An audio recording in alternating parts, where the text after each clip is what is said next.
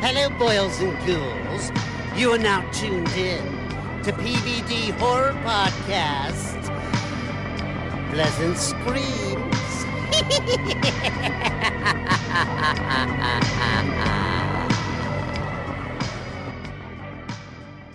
Hey, everybody. Welcome to PVD Horror. I'm Dave. I'm joined with my co-host, Brandon. I'm extremely happy today because I have a couple of my favorite people here. I have Toby and John Adams.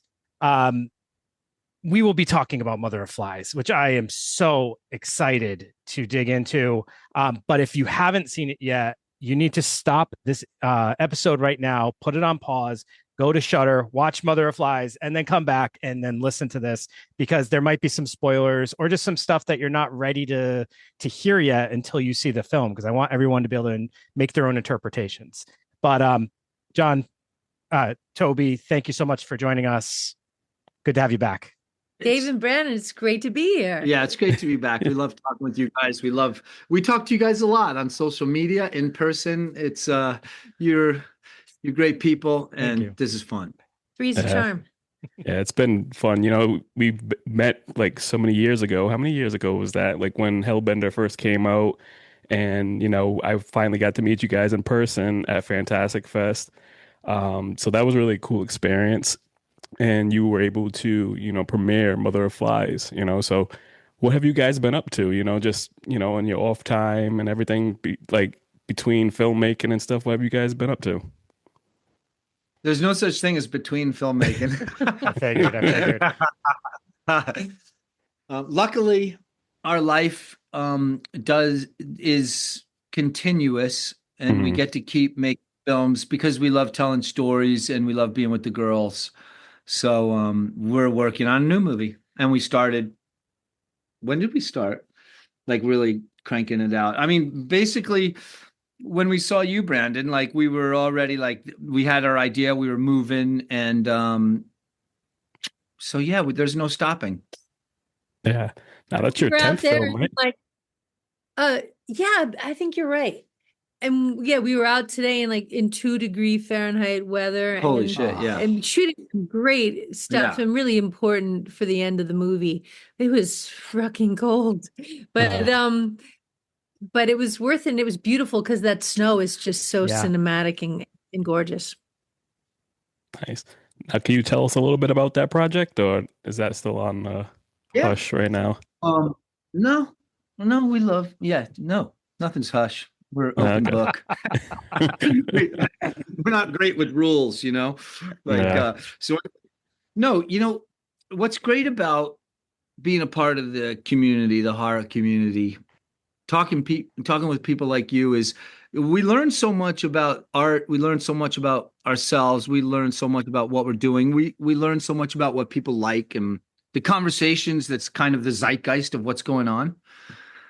And we learned a lot as we toured Mother of Flies, and one of the things we really wanted to do was have a movie. Mother of Flies is super intense. It's real emotional.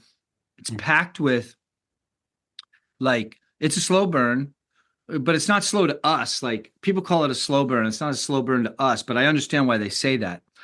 And so one of the things we wanted to do after Mother of Flies is have a fast burn. Like, let's light a fuse and watch it just fly to the TNT. And it's been a great experience for us to do what we consider a fast burn. We'll see what happens when it comes out. Maybe people say another slow burn by the Adams, but it's like we're having fun. You know, for us, it's a fast burn, and it's really fun. And yeah, I can tell you the premise. The premise is a small town sheriff and her deputy, over the course of one very, very, very, very, very escalatingly bad day, realize things just aren't what it used to be yesterday. Okay. Is this going to be a winter horror film since you guys are filming? Oh, yeah. Absolutely. You know, 100%. We've made 2 horror movies in the snow and loved and just love the cinematography and the tone of the snow. So we made our very first horror movie was called The Hatred, and it was shot in the snow. Okay. And then The Deeper You Dig obviously was shot in the snow too. And Where the Devil Roams was a winter movie. yeah, Yep. yeah, you're right. We just love the snow. I mean, it's hard, but it's so beautiful. And it's kind of the opposite of most horror movies because it's so bright. You know, nothing's hidden. It's not like a dark horror movie in a dark house, you know, like what's down in the cellar? You know, when you're shooting the snow, there it is. You're looking at it. Yep. So talking about getting back to Mother of Flies, which premiered at Fantastic Fest, maybe you can just give a little brief synopsis of that film before we start our discussion so that people are aware of what the film's about. Sure. Yeah. Mother of Flies is about a girl who receives a deadly diagnosis. So she goes deep into the woods with her father to seek dark magic from a recluse living there. Okay. Perfect. Now, were there specific films, myths, or Gothic influences that helped shape the mood for this project? There's a ton. I mean, look, we're super influenced by, I would say if there's anything that really influenced us each, it's our memories of what Grimm's fairy tales stood for, Okay. which is kind of brutal stories that tell the truth and good and like kind of brutality and beauty come in equal measure. I think too, like not so much like a story, but we were thinking a lot about magic. Like we were at a film festival and we were often running into a guy who's an amateur magician, and he would just in the middle of the street do these cool magic tricks. And we were so enamored by these tricks, and it made us feel like children. And there was something about the innocence of the belief system of magic and like what it takes to believe it. And then mixing that with someone who's facing death, you know, it just created this liminal like fairy tale playground where everything was at stake, and you just and this girl wants to believe so badly that she's so young that she can live. And so I feel like magic really like the essence of magic, I know for me was very influential. I think for both of us. Yeah. When we were conjuring up this story. Can I add one thing to that? You may. Thank you, lover. Go for it. Go forth and add. The real myth that we really are telling is actually the truth of life and the truth of Toby and I's experience with cancer. And we're celebrating the magic of science and the magic of doctors. And that's why this woman's a witch doctor, because and she delivers science, just like to me, chemo and radiation. Radiation is a magic wand that someone waved at me. The chemo that I shot in my arms came in colors that look like this right here. That's a magic potion, and I lived. So it was like we wanted to tell the story of all the people that deal with not just cancer, but any wild stuff that science has to cure them of, and kind of celebrate the magic of science. Yeah. And that was the thing. Like, I wanted to know, like, how important was it for you guys? Because I knew that you guys all had dealt with your battle of cancer, how important it was for you guys to create a film like this, because everyone, you know, is kind of going through it. My mom was diagnosed with cancer years ago, and she fought the battle. And my aunt's currently going through breast cancer. You know what I mean? So watching this film, you know, and seeing that stuff, it really, you know, definitely moves you. And then knowing your history, it definitely, you know, shapes, you know, for audiences out there to, you know, grasp onto this film. So I just want to say thank you, you know what I mean? Because you know, it's really cool when, you know, filmmakers put their story on the screen, you know, so it's really cool to kind of see all this happen. Well, thank you. And wind at your aunt's back, you know, it's so universal. And we also equally wanted to honor the people who love the person who's facing something really dark and scary or deadly, because that's its own beautiful, painful, difficult, powerful journey. So both sides of that equation, you know, we wanted to, through Zelda's character and through John's character, to acknowledge and dealing with it through like the beautiful lens of cinema, of movies, was really cathartic. It felt very powerful. And strangely comforting just to kind of revisit these stories under our own terms. I mean, some of the conversations Mickey and her dad Jake have in the movie are ripped right out of our real lives, and then to see Zelda channeling them so beautifully was really, really cool, and I'm grateful for it. Yeah, there's two quotes in this film that really hit me hard. One of them in particular, I keep using at work, just to kind of highlight some stuff with people that I think is super important. But the first one was, sometimes it's not until we accept death that we truly start to live. And then the second quote was, death grows within her, but miraculously it's delivered her the meaning of life. But for you, it's delivered the fear of loss and stripped you of faith. I think both of those are so like heavy and accurate in so many ways. The first one, though, that like that idea of accepting death and then, but it actually being the thing that makes you truly start to live. It's kind of ironic. The week I got to check out this film, and I watched it months back, I got some news about my dad and his health, and it really made me kind of rethink the way that I spend time with him, and like how present I want to be. And it's funny because I just took that quote and I was like, wow, it's so accurate, because like suddenly it's much more important that I see him more frequently, that I be more intentional with the time I have with him, and kind of like make sure I don't have regrets at some point in time. It just gets you starting to think about things, right? And I mean, we've all had loss, and we've all know that regret that you have of the things I should have done, and I'm going to do it differently next time. And then you don't. But now I'm like, this is my opportunity to actually do things differently. And, that quote was just, it just hit me like so hard. And I've been sharing it with people. I think it's just so helpful for people to see that, because so many people are afraid of death the way that John, your character, feared death. Right. And Zelda's character was just like so embracing. She got to a point where, I mean, progressively works up to acceptance throughout the film, but like it was just like night and day between the characters and how they were approaching it. And John just had that, you had that like, we got to keep trying, right? So again, like Brandon said, thank you for kind of highlighting all this.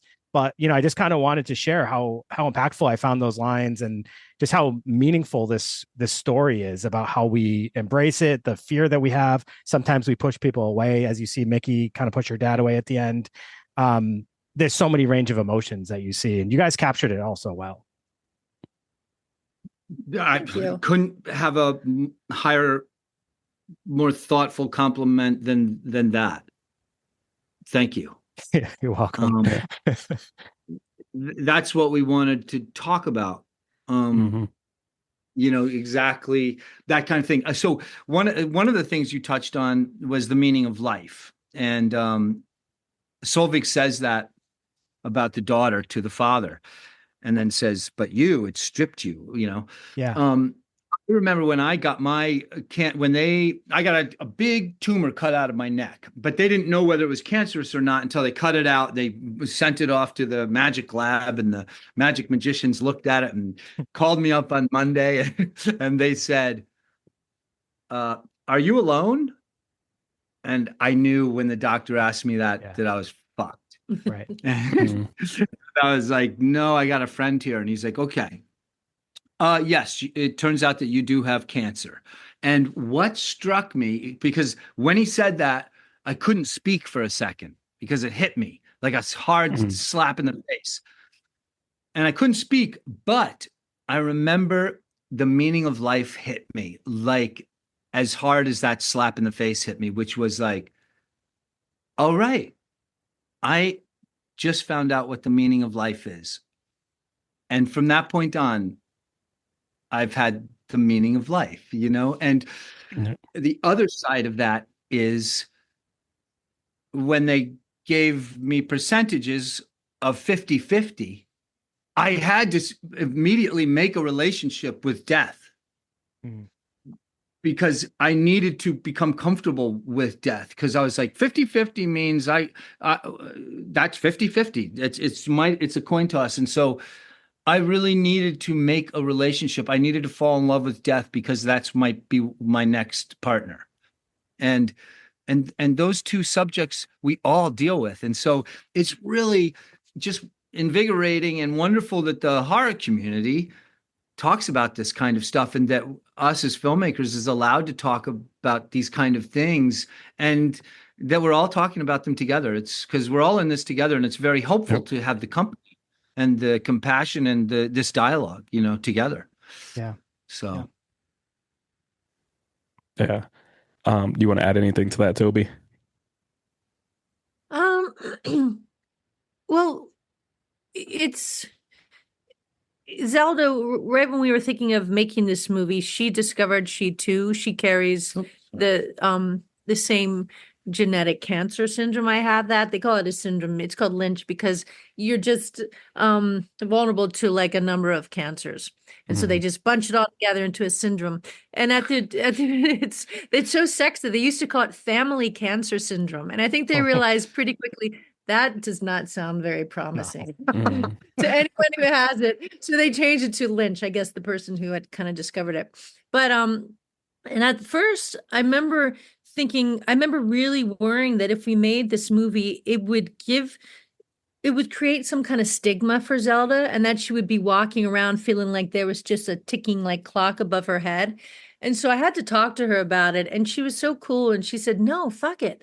That's why we tell a story, and we tell it on our own terms, and we get empowered by it." And I was grateful she said that, because it really was a positive experience. And she's been really cool knowing, hey, I've got this genetic proclivity, but I also have a map to navigate.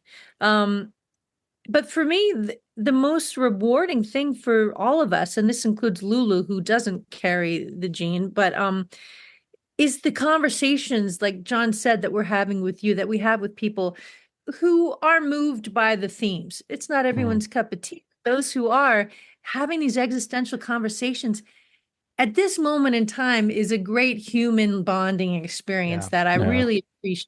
I just do. When a lot of us feel very fractured and cold or confused, it's just, well, no, I'm not ashamed of it. I love it. It's my most favorite thing about this film. And I love a lot of things about this film. Yeah. And it's cool, because watching you guys grow over the years and just seeing you guys on the screen now, everything is just more organic. It just all comes together so much, it's beautiful. And just seeing you, like, Zelda growing up with you guys and having that, relationship, sometimes, like, for me, I'm like, my son's 18 and my daughter's 14. Like, you see the time going by, you know what I mean? And then you think that, oh, my kids don't think I'm cool anymore because they're so busy doing this, but it's so cool seeing you guys create something together, you know what I mean? And, and you can look back on that, and then everyone can look back on that and see, all the points and stuff where you guys are all going through, because like you have like your phone, you can see memories and stuff like that, like going to a game with your kids and stuff like that. But you guys are creating moments that everyone around the world can witness, and so I think that's pretty cool, So, like I said, congratulations, because I think this is what it's been so organic, and I like draw me and Dave to you guys as filmmakers, because it was just like a family project, and you know what I mean, and seeing everything come together and where you guys are now, it's really special. Yeah, we feel super lucky, and thank you for those words. I mean, it's because of like you guys. I mean, that's what this is. Like, this is punk rock. We're all punk rock, and I grew up in punk rock, and I'm still in punk rock, and we're in punk rock together. And that is what is so fun about this. None of us need permission to do what we're doing. Yeah, that's great. And Dave, just add on, like, there was another quote that stuck out to me. It's like a funny one, but it was just like when John, you said, do you always notice when she comes around, there's always flies because he's full of shit. Yeah. And so can you explain like the whole breakdown of the flies, mother of the flies? What do the flies represent in this film for, people that have no clue or anything that what's going on with that. Oh, nice. I think Toby's probably gonna say the most smart thing about it. I'll try. Well, it's Okay. funny. If you might have noticed that maggots, Because you already got my quote. maggots, have a definite place in a number of our films. And similarly to in Hellbender, which had a real Ouroboros kind of cyclical nature about the Hellbenders and how, they're kind of regenerate. In this case, well, first of all, the flies just showed up.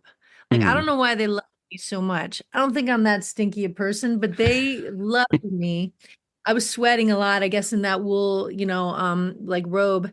And it was the summertime, but they were showing up ready for their close up, super cheap labor. And we started to take a hint from them, like, wait a minute, there's something like about this that actually works thematically. I think that flies represent regeneration because they lay eggs in something dead.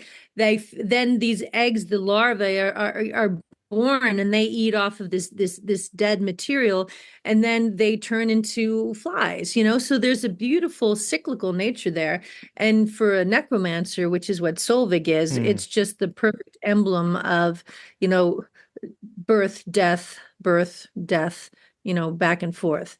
And so the flies thematically worked. And for Solvig, if you, without to spoil too, well, no, I guess you said we can spoil stuff. Her motherhood is very important to her, but it's a different kind of motherhood. She did not, progenerate with someone and create a child. She chooses the child that she wants to love.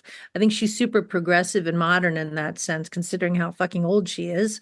And so the mother element was really important, and she's a necromancer. And the baby that she loves. One of the things we enjoyed about making this movie is the taboos that we get to talk about, and the kind of like heresies, and the fact that she takes a dead baby and brings it back to life, and loves it dearly. That's love. And the people who asked her, have a set of rules that they need to follow. It's supposed to be about love, but as soon as it breaks their orthodoxy, they're ready to destroy it and kill it and savage it and torture it. And so it was just fun to kind of have this woman who is definitely unorthodox, but in love with something completely innocent. It's a great thing to talk about, And when she sees that dead, when she sees the stillborn baby, she thinks it's beautiful. Yeah. She picks it up and she thinks it's the most beautiful thing she's ever seen. The death she sees in it is beautiful. The potential for life that she then, doctors from it, for it. So she can have her chosen family and wait centuries patiently to be rekindled with that child she's chosen to love. Was really a big part of her story and how it ties in, strangely enough, through necromancy, through this girl who is dying of a deadly tumor, which is nothing but what is a tumor but a death device. So she's waited centuries for this opportunity of a tumor in a girl's womb. And well, the womb's actually already been removed, but it's returned in her abdomen. And, that's her opportunity. She's waited centuries for. It's fun when we were shooting that scene. Oh, I'm sorry. Go ahead, please. No, go ahead, please. Go ahead. Just that when we were shooting the scene, one of our actresses, Judy, when we brought out the baby, she was like, "Oh my God, that's fucking awful. Like, what are we doing here?" And I was like, "Don't worry." And I also described I was like, so you're gonna take the baby and you're gonna throw it in the trash can, and Judy was like, she's like, "Johnny, I love you, but this is fucked up," Like, yeah, but don't worry. The baby's going to come back to life, and the woman's going to love it. So it's going to work out okay. We just got to get that baby in that trash pail. Just so dark and twisted. But I was under the assumption Solvig is, so Mickey, she asked, "Are you barren?" So I was under the impression that maybe Solvig was, but that also she kind of Oh. connects with Mickey in a certain way. Like she sees a bit of herself in Mickey, and that's why she chose her out of, however many people she could have connected with. I got this sense that maybe there was like a connection with some sort of relating in the way that Mickey like embraces death. And Solvig felt like maybe she was the one who would be, kind of willing to accept her. And then the flies, your explanation was so much more beautiful than I thought. I was like, you just see flies on dead things. So I assumed that's why she had flies all the time on her, because it was like the dead deer in the beginning. But I like your explanation so much better. Well, I love your theory. That's beautiful. That is so cool. I love that line. Baron, she's like, yeah, I don't really like that word. Fruitless, but a tree no less. Yes, yeah. So the way she speaks in those, I think that's such a beautiful line. That you came up with that Oh, I beautiful don't think line. I did, I but think- I know you I did. know she did. But if you could edit out that part where you said that all about that, because we would like to say that we knew that, and that's what the point was, that the two of them were barren, and that's why she was picked, because it's super smart, and we're stealing it. Okay, you got it. Thanks. Now, what scene best captures the heart of the film for both of you, even if it's not the most shocking? That's the Cool best question. Which scene best captures the film in each of our Yeah. opinions? Yep. I know. Okay, go.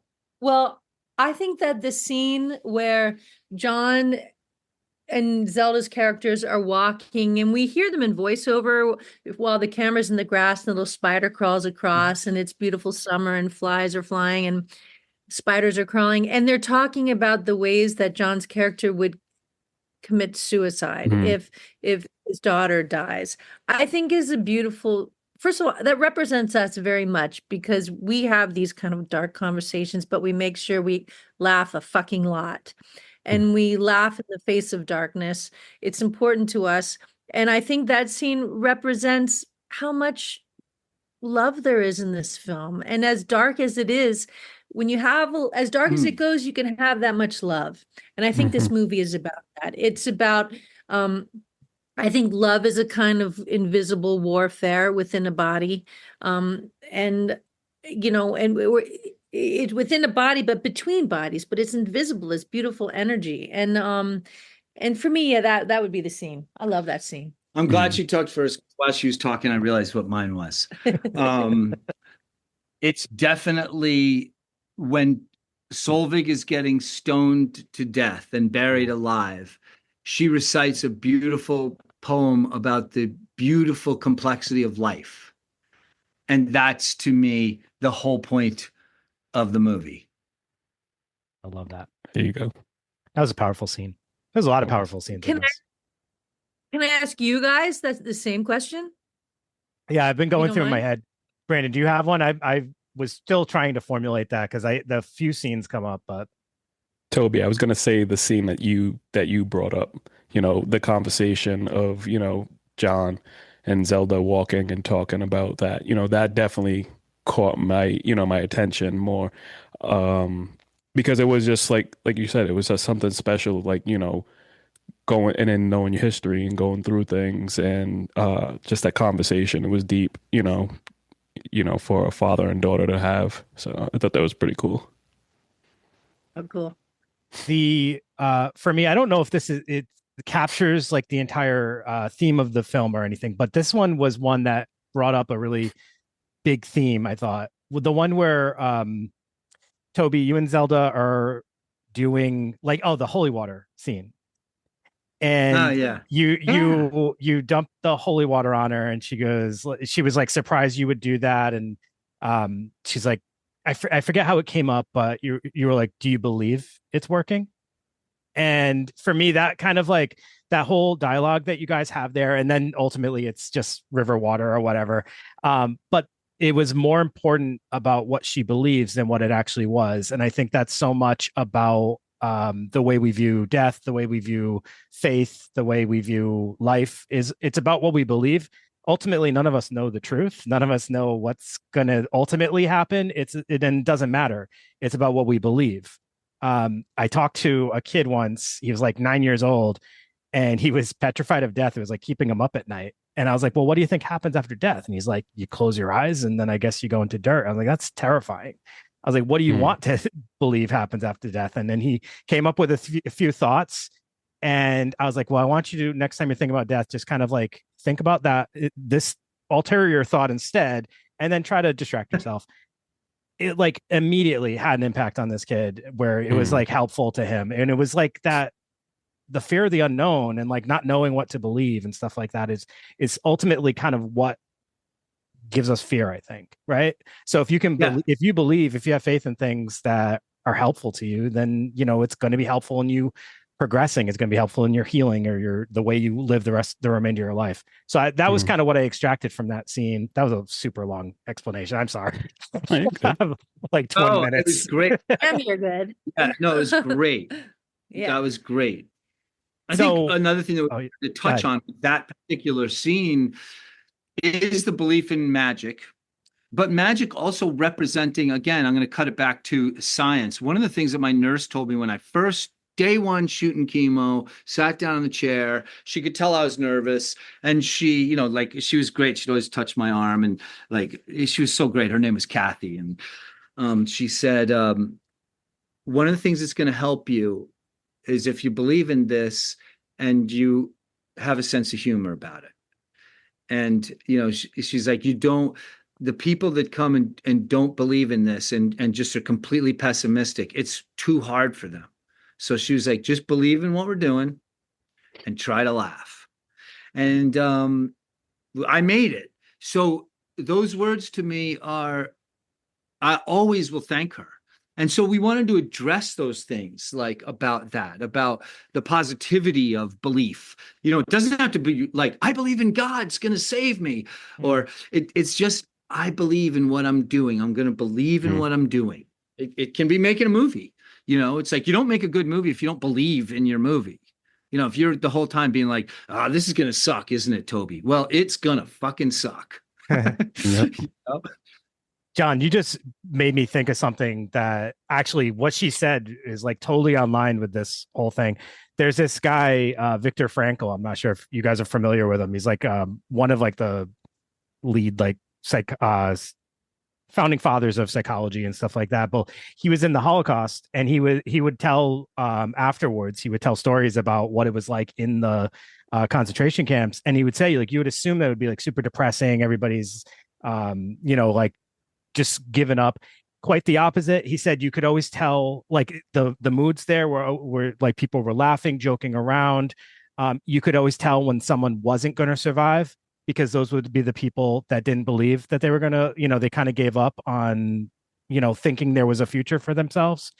The ones who kind of held on to the hope or the belief that they were going to get through this, those were the ones who ultimately were able to kind of make it through, himself included. So that's exactly like in line with that. I think that's such a powerful message to send people, is like belief can really, you know, keep you strong. Yeah, we believe that. Yeah. I just also like Solveig's story, I think, is interesting. And John, you said early in the film, when Mickey says to you something along the lines of like, "Oh, this was free" or whatever. You're like, "How much is this going to cost? Is insurance going to cover this?" And she's like, "No, it's free." And you said nothing is for free. And you know, I mean, that's so true in so many ways, obviously. And even in this story, I mean, ultimately, you know, was this supposed to be free? Yes, but it's actually like, it's not true altruism because it's supposed to be reciprocal, right? It's actually more of like a redemption story than a horror story.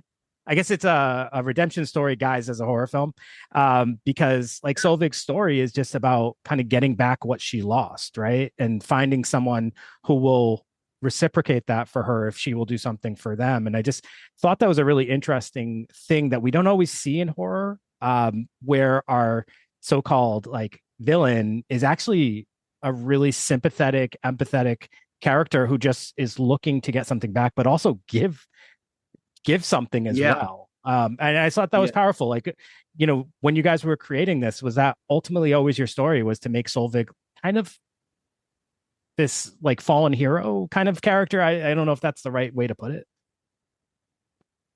Yes, it was always our goal, and like for us, she's completely honest. And there's a lot of reasons. First, that one thing about is like, can insurance cover it? We wanted to show that actually the real horror of all this stuff is the It's American insurance. health. Yeah. But after that, we just Agreed. wanted to just quickly touch on that and then move on. And so then when we move on to Solvig, you know, what's great about her is what we love about the history of witches and people that are considered witches, especially the females, because mostly if you read the histories of witches, it's because they healed people and everyone was scared that they healed people, or they did things that were odd but worked. And a lot of those were probably based in science, and people thought, oh my God, she's magic because I don't understand. Let's burn her. Let's drown her. Let's do all these fucked up things. And so we always like to represent, especially like witch characters, as what they really were in history, which is real women that were probably incredibly smart and gifted. Yeah. And what's great about this witch is she never, ever lies. She only tells the exact truth. And for me, the best thing of all is that the daughter gets what she wanted, but loses her innocence. And that's kind of that to me is what's so important about any life and death struggle, is once you face death and once you have to have a relationship with death, you lose your innocence. It just happens because you have to get a relationship with death. Now, the nice thing about death is that in a sense, it holds your innocence. It waits for you and holds and waits with your innocence, because life was so kind of beautiful. Yes, it can be brutal, but at least we're here, and we're going to die. And it's going to be the same gift as life. It's going to come. It's going to be what's given is what's given. And I believe that since I love life, even though it's been painful, it's also been beautiful. Death is going to be the same. And it's we wanted to talk about it holding our innocence again, because you're going to be innocent, because when you wake up in death, you're not going to know jack shit. You're going to have to deal with it. And it's going to be innocent in it, because it's not your invention. It's just something you fall into. I love that. I'm getting carried away, but I mean, no, I love that. Things I love that. Yeah. They're just so important to us, Yeah. Now, how do you guys develop an emotional connection with your characters as you write the script? Because it's different from, anybody else coming in and being handed the script and saying, okay, like, I'm going to get into this mode. How was it for you guys, at the drawing table, just creating it from the beginning? Oh, that's so neat. I guess, but by sheer nature of how we work, wearing all the hats that we wear, as we go along, it's like we pick up, it's like a snowball. We just can't help but pick up, matter as we roll. And I feel like by the end of making our films, we really know our characters so well, because it's such an organic process and we've been growing with them. And each of us comes into them wanting to express something personal, because we work from a very kind of personal angle. I know for me with Solvig, I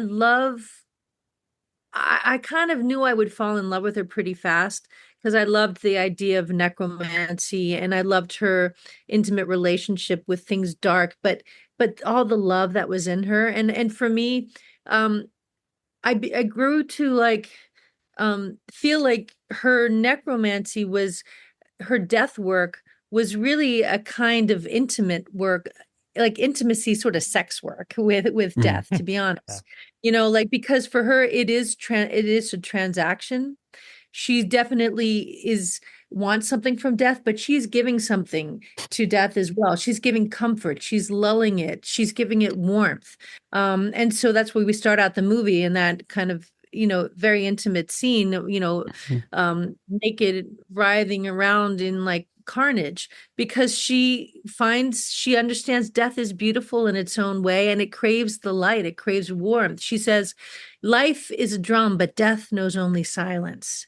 To woo death, one must love it, lie with it for 3 days, give your beating, bloody heart to it. So death grows ears, death grows warm, and the flood of light, the blood of light floods in. And she understands that death kind of is lonely and wants that. And I think that's kind of beautiful. So I sort of, in approaching Solvig, I knew that I would be thinking about dark things, but in a way that was very peaceful. And I really enjoyed it.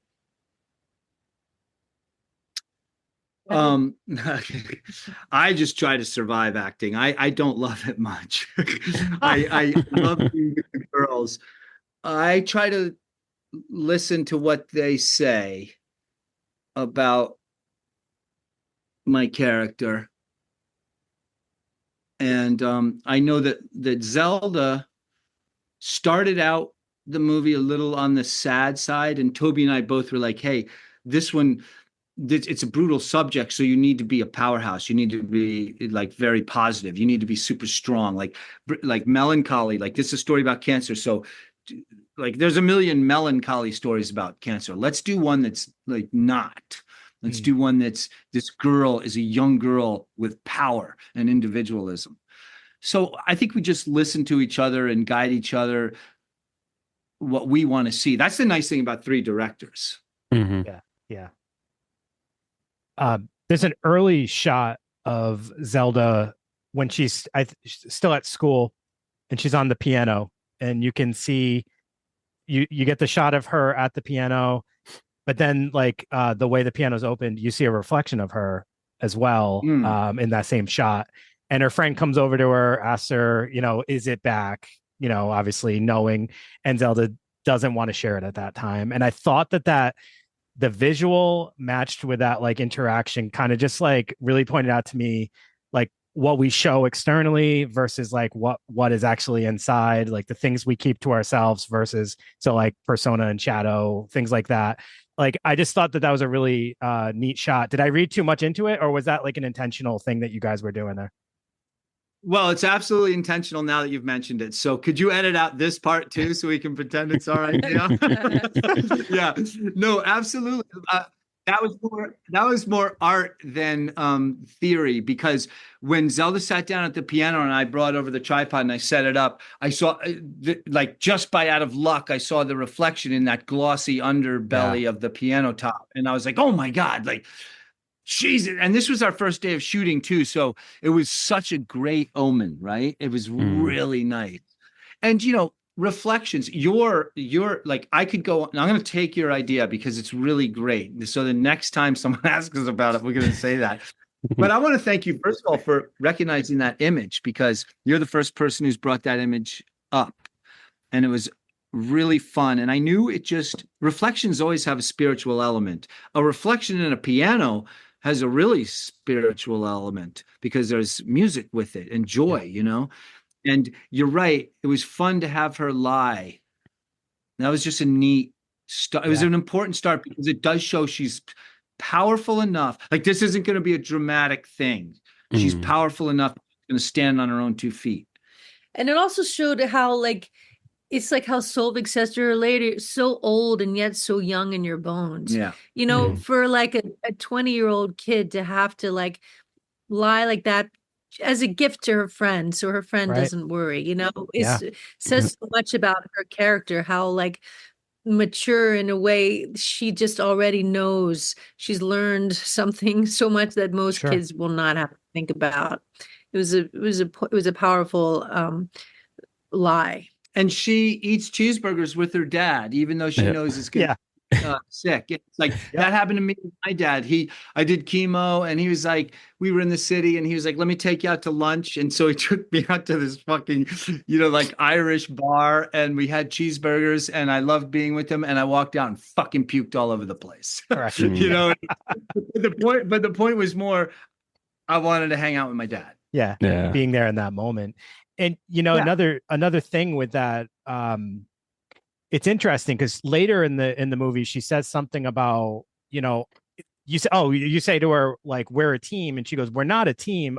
This is about so I mean, there is this weird dynamic where it's like it feels like, you know, you have a support system. Everybody is there to support you, her friends, her family, everyone wants to help her in any way, but ultimately there is like also this individual feeling that you also have, which then like causes you to feel like you even have to protect others, or you don't want to burden others too much, or, you know, the things are impacting you. So it is like this experience that she has, which, yeah, she has to weigh her choices and her responses to people.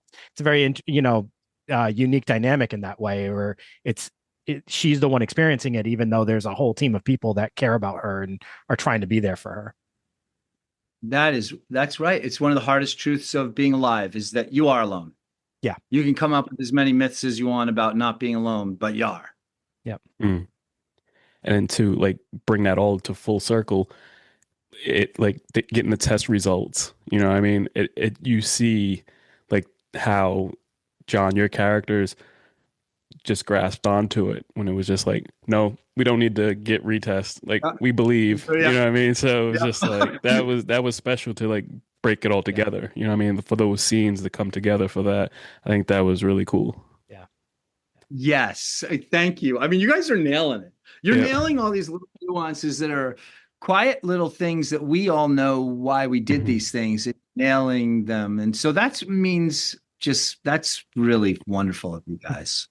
Of course.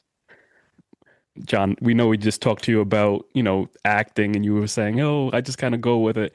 But I have to just give you your props on, you know, your work on the film editing and the sound design has been really impressive. What techniques were incorporated into this project that you didn't try with your other films? Wow. All right. You're just rocking. Okay. Oh, well, a couple things, because you mentioned sound and editing. Sound, we wrote 25 songs, about 25 songs. As soon as we knew what movie we were making, we wrote songs together, and we had about 25 songs. So I had those all lined up. We like to have those songs ready because we know the tone, and it's just nice to have a lot of music because it's much easier to edit to. But as I edited, the silence or nature's own soundtrack was so perfect that I actually laid off of this movie sound design and music wise more than any of our other movies, because the sound of the crickets, the sound of the birds, the sound of the wind, and the sound of the leaves, and the sound of people walking, and everything was so, to overlay anything on it would be to take away this magic gift that we were given. And so that was really fun to lay the hell off of this film. And like, even there's a scene where the witch is doing a spell in the night to get ready for the next day, and she is doing it over the skull of a fox, and she does her spell, and she takes the blood from the dead fox gore and steps back and swishes away. But you know, there's no swoosh, there's no sound at all. It's like, when Trey put that effect together for me, he composited that for me, there's no sound on any effects. And when he sent it to me, I looked at it and I was like, holy shit, that's so powerful without a sound. You know? And so we kept the sound off. So that was new, and I really liked that. Editing wise, one of the things that I did this time that I never done before is very fast clips, like the shot with the maggots in my mouth. There's a bunch of kind of quick little clips that I really enjoyed doing. They tell a lot. I think they're a little shocking, but they tell a lot in a tiny little moment. So I liked editing this thing. There's some definite long scenes, but I liked the quickness. Another neat thing that we did, you got me on because I love this stuff, was interesting transitions. Like when they're sitting in the diner, and then you go to the outside of the diner and a car goes by and suddenly they're sitting in a motel porch. Okay. Yeah. Things like that were fun. And Trey helped me make those things happen. I love that stuff. How about the transition when you see, after you have like you're tripping on mushrooms and you see Solveig's dead body, right? And then there's like this fade scene into nature. Oh yeah. right? Yeah. So, but it's Yeah. almost like, and it, the way it, I mean, obviously I felt like that was intentional, the way it fades into nature, right? Mm. Well, oh yeah, like without a doubt. I didn't know when I filmed each scene how well they would fade. I don't generally use fades. I think fades are kind of like an old trick from older Hollywood stuff that I don't really love, but I tried to fade on that because a hard cut looked so weird. And what was amazing was that her face worked so well with those plants Yeah. that were in the foreground that it was like they sat on each other so well. That's just a lucky one. That was kind of me actually having trouble getting from one scene to the next in the right way and trying a million things. And when I got that fade, I was like, oh my God, that's so great. So it's like everything can work sometimes. Yeah. Yeah. I thought it was great because it like definitely highlighted that her connection to nature again. And, you know, just it felt very appropriate. Yeah, really. When I saw it, I felt the same way. I was like, oh my God, like Yeah. again, let's pretend we like planned that. Yeah, it was intentional. Yeah. And going back to the music, so you guys had your Hellbender soundtrack again. This one was also, you know, amazing as usual. The song Murder. So the lyrics in that were interesting, and I don't know if I was reading too much into it, but I almost felt like it represented Solveig's story. So I didn't, Toby, I don't know if you had some thoughts about that too. Just love is murder. I just kind of thinking about that whole, like, she falls in love with this baby that they kind of throw in the trash, and like her drive to, like, you know, reunite with this connection of love that she has. And then the obvious lyrics, don't feed the baby, something along those lines they say over and over. So I was like, this has to represent Solveig's story in some capacity. Is that accurate? Is there any connection to it, or is this just like all by chance? I love that. Don't feed the baby. That's so great. I think that's so great. I think it's fade baby, don't fade baby, don't go. Isn't that Well, I am also great at like not hearing lyrics correctly and making them my own. So it is. I Don't love feed it. the That's what baby. Zelda does too. Yeah, I'm gonna now only say yours. I'm sure that's what Zelda thought it was too. If I just she knew there was hadn't been baby singing. in there. That's all. Um, uh, yeah, no, I think you're just spot on. Yeah, song in particular, we knew really was you know, perfect for the film. Was written for the film. Okay. Yeah, I love Murder, and yeah, It means something. It means something else to each character. That's what's fun about that song. If you listen to it, if you listen to it from Solveig's point of view, it has a certain meaning. If you listen to it from my point of view, it has an entirely other meaning. And if you listen to it from Zelda's, again, it's like that's the beauty of the triangular love story here. And if you listen to it from my point of view, you get a totally different meaning, apparently, as well. So. Yes, exactly. Right. I love it. And it goes back to, I really do feel like love is a kind of warfare, you know, it's like for Jake, you know, love is, he can't save his daughter like the doctors couldn't, you know, he can't save her, but love is a kind of just invisible warfare to battle death, you know, from his point of view. And Solveig obviously has a different point of view about death. And yeah, so that I'm glad you brought that up. Yeah, you're the first person who's mentioned that song, which to me is the most important song in there. I love it. I actually listened to it like 3 times this morning. Because I rewatched the film again last night, and the first time I watched it, that song stuck out to me. But then again last night, I was like, I forgot to look this. I was trying to find the lyrics because if I did find the lyrics, I would have known it was "Don't Feed the Baby." But again, I think we're gonna go with "Don't Feed the Baby." Okay. Don't feed the baby. I was also thinking like love is murder for John. For your character, love is kind of stop forcing to find like the science answers, because like Mickey's asking you to stop, right? At one point she's like, we tried that, it didn't work. So love for your character was to like, we're not going to find these like typical actions. Love might just be allowing you to traverse the rest of your life how you want to and making your own decisions and me not like imposing my judgment on what you should do for treatment, right? So it's kind of letting go. That's exactly right. And Yeah. that's is so hard for parents. Yeah, I can imagine. Yeah. I mean, luckily we've never had to deal with the ultimate love is murder story. But we like you deal with it with your kid going to college. You have to be like, all right, I love you. Yeah. Off you go. Yeah. So long. Yeah. See, yeah. So yeah, that song, I'm really glad you pointed that out. Usually people talk about the song Baron. Yes, so this song that was to me is the most important song, just because it really is, again, the point of the story. Are we going to get a whole album of Mother of Flies? I don't think there is one currently, is there? No, there's not an album out. It's like I want to put an album out. Now what we do is when we write songs, we just put them right out even before the movie's out. Yeah. Just because we do have people that like our music, so we're not like there's no business model here. It's more like here's a song and we like it. And we know it's going to probably be in the movie, so we put them out. So all the songs are out there, but we haven't packaged them in that way. I would like to. I really love the songs. And there's, like I said, we wrote like 25 songs. So It's the same thing that happened with Hellbender.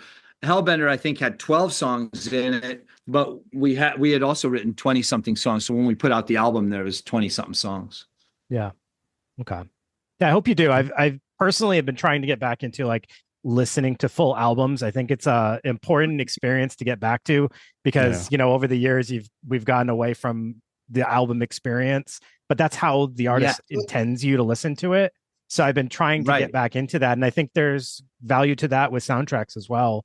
Kind of re-listening and, reliving the film experience you had through, the music of it.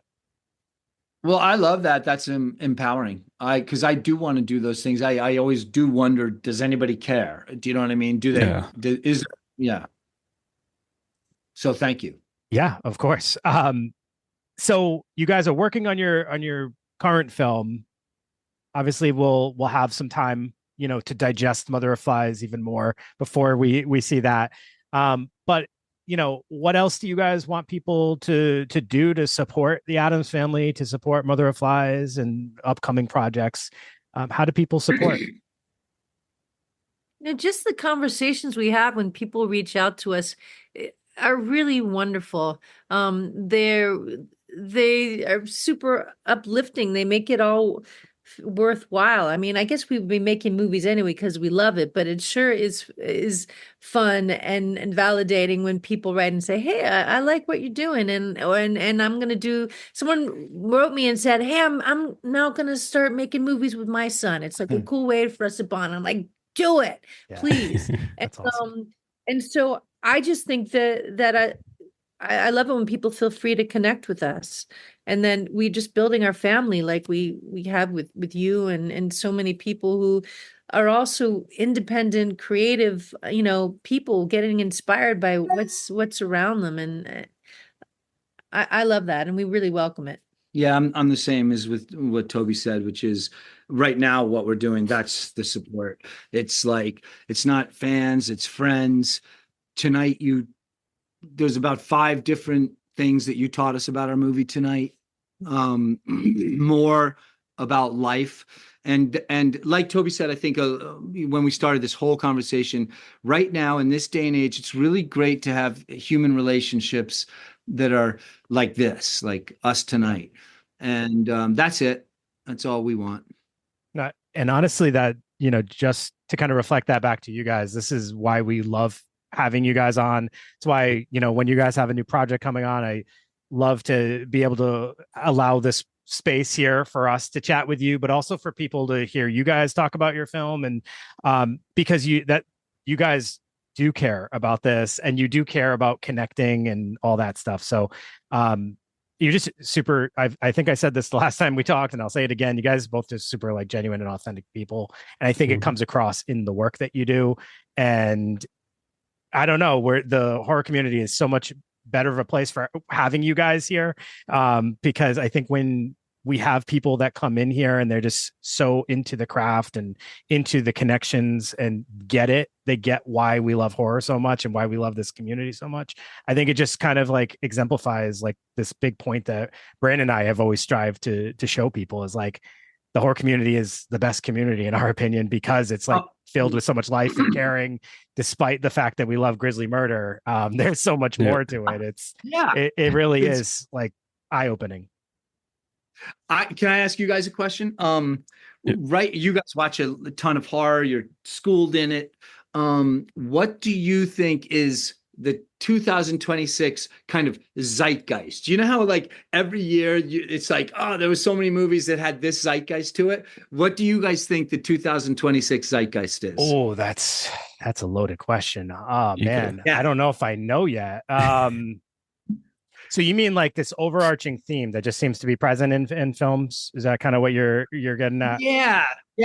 Like for example, like I would say if you look at weapons, right, and you look at actually you could and you look at the one that we really love, Bring Her Back. And there's a whole bunch of movies that are very like I would call that the zeitgeist. You know, it's like kind of witchery. Super sad, like and against kids. It is that Welcome to Derry. Yeah, Welcome to Derry. Welcome the to TV Derry. show is like that. Like it's kids getting killed. It's like that to me is the zeitgeist of 2025. There was even another one that killed a shit ton of kids. But with magic. So I think it's going to be about, well, I think because of the divide that we have in our country, I think there's going to be a lot that's going to kind of showcase more divide and more anger. But also, I think at some point we're going to get to a point where people are going to want to showcase kind of like overpowering and strengthening community. So I'm trying to formulate my thoughts here. You know how like we have genres of films, like, you know, black horror would kind of like represent like people under the stairs, kind of like community based things that attack communities, right? I think we'll see stuff like that, but I think we'll see a lot more at the end, like surprising endings where like, you know, you get like that twist in the ending where the community ends up taking over. I mean, at least that's what I would love to see. People coming together and kind of overpowering the evils that are kind of trying to corrupt the community. Whether we get that or not, I don't know. But like, I think that's what's needed in our community or the world right now, is just seeing people coming together and overturning the evils that exist within, or that are trying to corrupt. 100%. I think that's really smart. Yeah. And like you said, John, definitely like the killing of the kids and stuff like that. Like Coffee Table was definitely one. Yeah. You know, we had Black Phone too, and so it's just you have a lot. And so that was always something. And that was a great observation. I never thought of that. Yeah. And that was always something for me. Really interesting. What does that mean? Because I don't ultimately think that means, hey, we all love watching kids get killed. That's a metaphor for something. It's probably a metaphor. What our generation is handing our kids right now is like a shit show. You know what I mean? You're exactly right. Mm-hmm. Right. This was like the ultimate taboo too. Like you never saw. That's right. Kids. That's right. Getting murdered in horror films. They were always the protected ones, and nobody's protected these days, right? Nobody's innocent. No one's exempt, and you know, to the point where it's even impacting kids. And that's, I think what you just said was right. Like this is what we're feeding our kids. This is like the places we're putting our kids, and kids aren't even kids these days. They're exposed to everything, and they're treated like adults. It's insane. But that's the thing. I felt like I was guilty of that because we would always do reviews on films. Like sometimes like whenever like a kid was going to be killed, it would do the look away, and I'm like, but why didn't it show it? And then when I seen When Evil Lurks and with the dog, I was just like, oh wait a minute. Yeah. I'm like, I think I'm crossing the line. I don't want to see this anymore. You know, and so it's like depends on the film. It depends on the film and how they do it. So I don't know. Yeah, When Evil Lurks. Terrified. Wait, so by terrified. by David Moon, Really? That guy can really make you feel bad, but he does it so well. Like, oh Yeah. my God, it's great. Did you Yeah. not like When Evil Lurks? Oh, I loved it. Oh Yeah, I yeah. loved it. Yeah, I loved it. Okay, me too. Yeah, I was like, wait a minute, should I not like it? I loved it. No, it was a No, really good movie. No, I mean that honestly, as much as we can point out like what the films are trying to say, like those. I mean, we love the stuff that also makes us feel absolutely terrible sometimes. So, like, I actually loved Well, Coffee Table because of how gross it made me feel, and it was just the most disgusting feeling watching that film. And at the very end, it's like I feel zero better. Actually, even with the end of this, I feel worse. Yeah. But I was like, that's powerful. I loved Coffee Table because of their excellent acting. I loved Oh my their, God. like they just really looked like real people that I've seen in places where I'm like, oh my God, I know these people. Like I've seen them in shopping centers and stuff like that.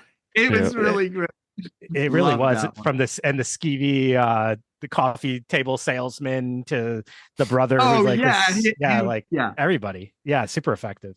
Everybody. If you want to feel really shitty, and have, what did you say, zero better? If you want to feel zero better, watch The Golden Glove. Yeah. Have you seen that one? No, it's on my What is it? The list. Golden Glove? Yeah. Okay. on the I'm list. not even aware. That'll make you feel zero better. Zero better. It's great. Okay. That sounds Yeah, good. I mean, it's awful. It's awful. There was another film that came out last year. I think it's Mads or is it Mods? Oh, Mads Mads is great. Mads, yeah. That was Like the one shot, it was a continuing shot film. So I would like to see more of that. I mean, something that just continues and keeps going, keeps rolling. Now, was that legit one take the whole film? Because that's what they were saying. What it was just nonstop, keep going. I thought it was. So actually, the one take is also another one that was the zeitgeist in a sense, because there was the TV show about the adolescence that was the one shot TV series, which was phenomenal. Yeah. There was this one, and there was one other one shotter. Oh, and then even the TV show with the comedian does a one shotter. The one about the Hollywood producer. Oh, Is the studio? No. The guy who used to, the studio. He used to be friends with the guy who got canceled. I'm sorry, I'm really bad with names of Hollywood people, but you liked it. I was kind of like, I don't know about this one. Maybe it's called The Studio. Is it about a producer? Yeah, I think it was Seth Rogen, right? Thank you. Yes, that's okay. And the very first one, I think, is a one shotter. The best episode, Menendez Brothers, Monster, on Netflix, the Menendez Brothers. Did you guys watch that one? Most of it. I watched the first half. Watched 2 episodes. There was that wonderful episode that's just one take that was really powerful with one of the brothers. So good. Yeah, so I'd like to do that one sometime. Oh, I know. Whenever I say that, John, that's what he says. He goes, "Oh my God, I'd really like to do it." See, and I thought the movie Presence was supposed to be all one shot too, but there are some obvious like cut scenes in there, but there are very long extended shots in it. And that almost looks like I was telling Brandon, it almost feels like you're watching a play or something like that, the way that it plays out. But a lot of extended shots in there. I mean, it's I can only imagine how challenging that must be to do the one shotter. Oh, I can't imagine it. I mean, I think you guys can do it. Oh my God. I can't imagine how you get your brain around sound. It'd be just an insane nightmare. Well, we wouldn't be able to do it the way we do sound. Right. Because, because we carry around a rock and roll stand, like literally like, a straight up rock and roll stand with a heavy lead bottom. So if it's a oneer, it's going to be about a murderous rock star that kills with his mic stand. Yeah. I was going to say, me and Brandon can just follow around holding it. So put us to use. We'll just hold it behind you guys. All right. So, I mean, everyone already knows at this point, but just share with everyone where to find you on social media.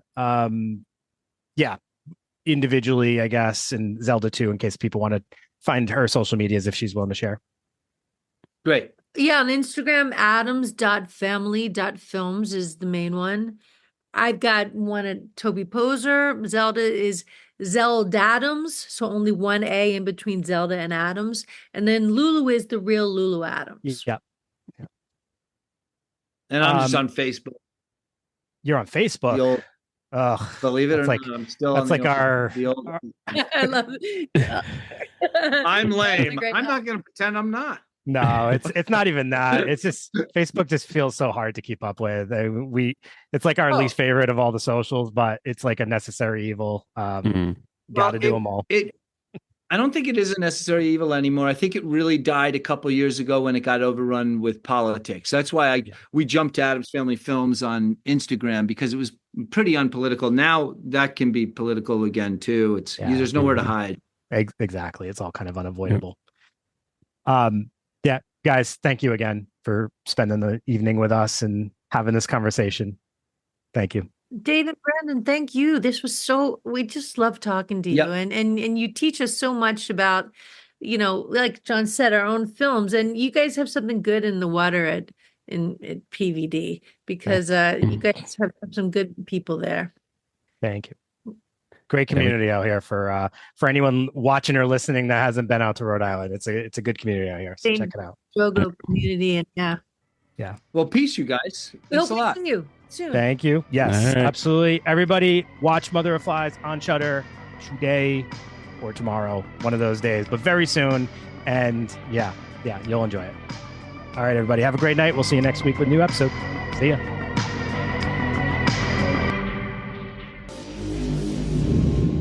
Game over.